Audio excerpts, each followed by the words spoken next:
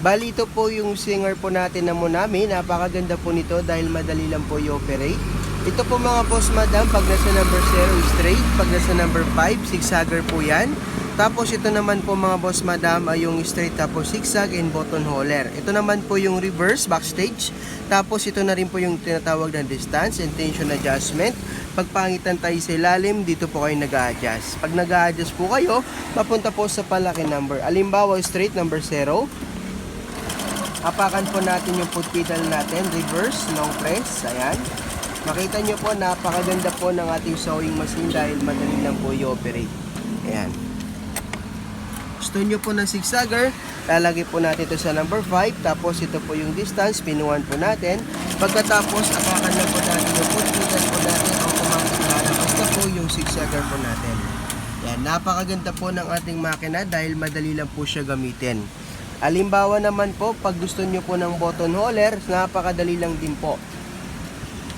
Yan, tulad po nito, gagamitin po natin yung button hole. Ito po ilalagay po natin sa may side na button hole.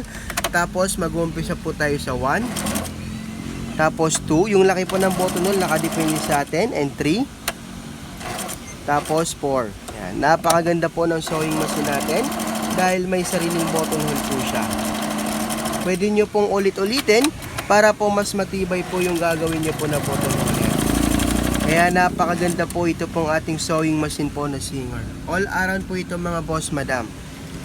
Pag alimbawa naman po, pag maglalagay po kayo ng sinulid, dito nyo po ilalagay po yung pinakasinulid natin. Tapos ilalak lang po natin siya ng stopper. Ayan. Tapos una dito po natin idadaan number 1. Nakita nyo po napakadali lang. Tapos daan lang po natin dito, ganyan. Tapos, kailangan may daan dito sa may spring. Tapos, dito po, sabit lang natin dito. And dito din po. And dire-diretso po siya pababa. Ayan. Tapos, ang huling sabit sa needle bar. Ang pagsuot po ng sinulid, nang gagaling sa harap, ang pinakalabas sa likod. Napakaganda po ng ating sewing machine po dahil napakadali lang po siya gamitin. Very easy to use lang po siya i-operate. And dito po sa winder, pag kayo po ay naubusan, tatanggalin po natin. And dito po natin siya ilalagay. I-ball natin yung i-refill natin, tulak natin pa kanan, inipipush lang natin to.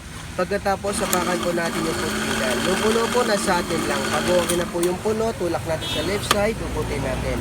Kahit baliktaran po ito, basta may lang natin dito sa kanal. Pag ilay po natin, napaka-smooth.